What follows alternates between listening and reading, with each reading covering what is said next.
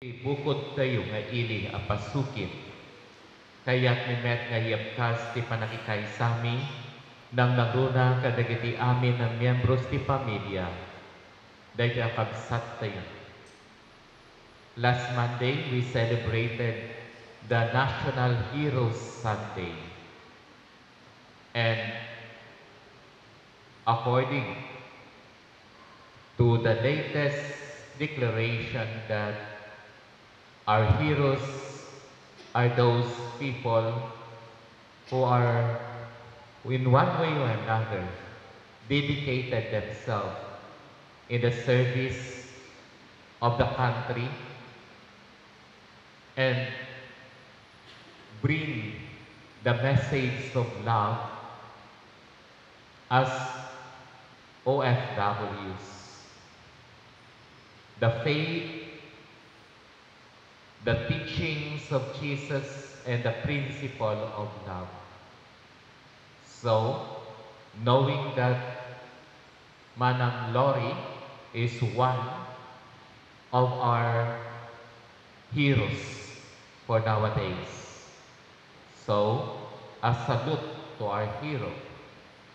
In our gospel today, it reminds us of a very beautiful farewell message of Jesus before he ascended into heaven. And he promised to each and every one of us the kingdom of heaven. And that is why the message of Jesus is not so much with grading or weeping. Saan kayo amadanagan ken mariribukan? No ada pamati tayo ken ako Diyos, amo tayo. That dahil akabsat tayo, ada papanana. And that is the kingdom of heaven. One day, a woman wake up and she noticed something. The very important thing, itibiyak na ket napukaw.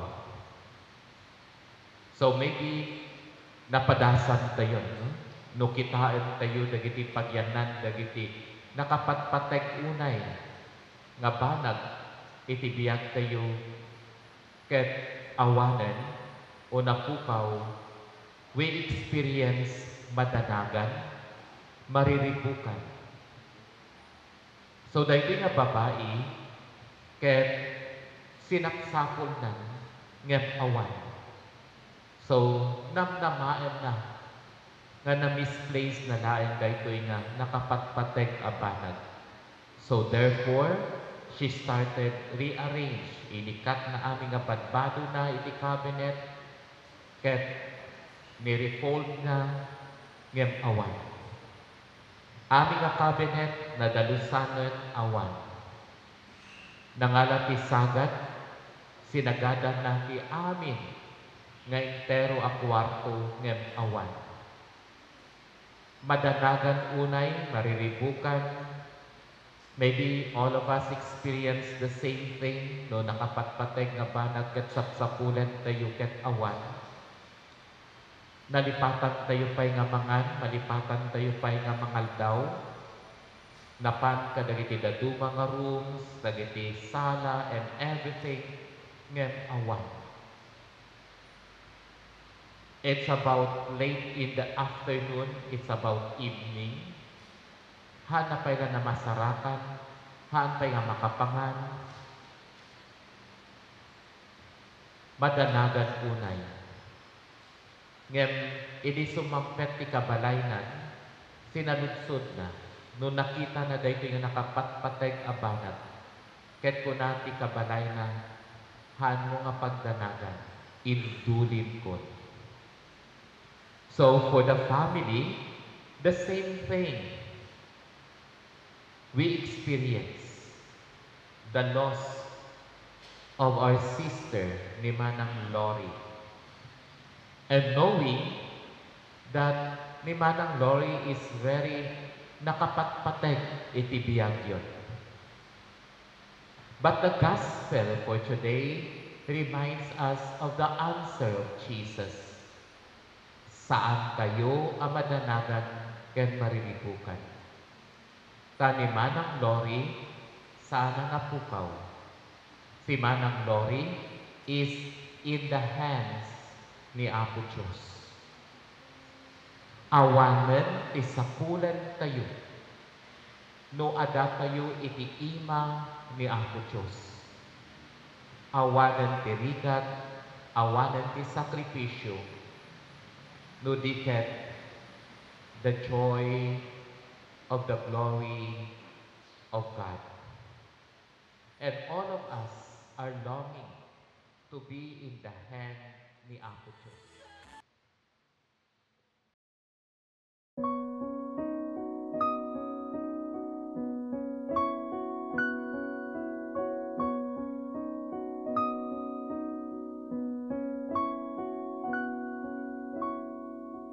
Paano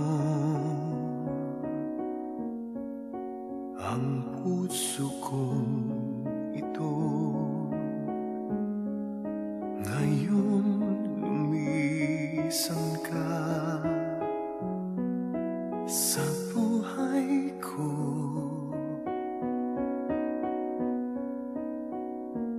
Kung kailan sumikat ang araw at lumigaya ang aking mundo,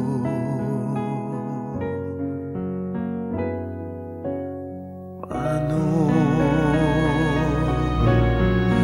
ng mga bukas ko ngayon wala ka na sa piling ko? Paano mga pangarap, mga pangako sa bawat isa?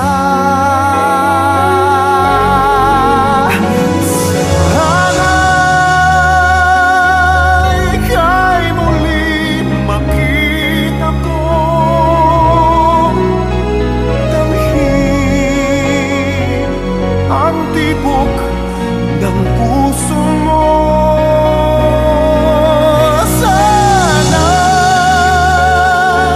yakapin mo ako muli kahit sandali, kahit isang saglit, mayakap ka.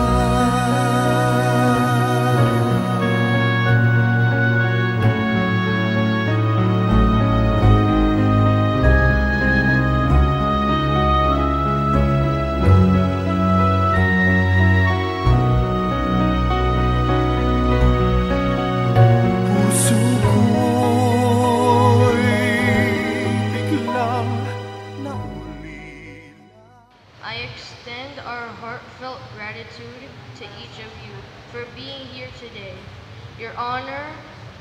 To honor the life of our beloved grandmother, Mamang.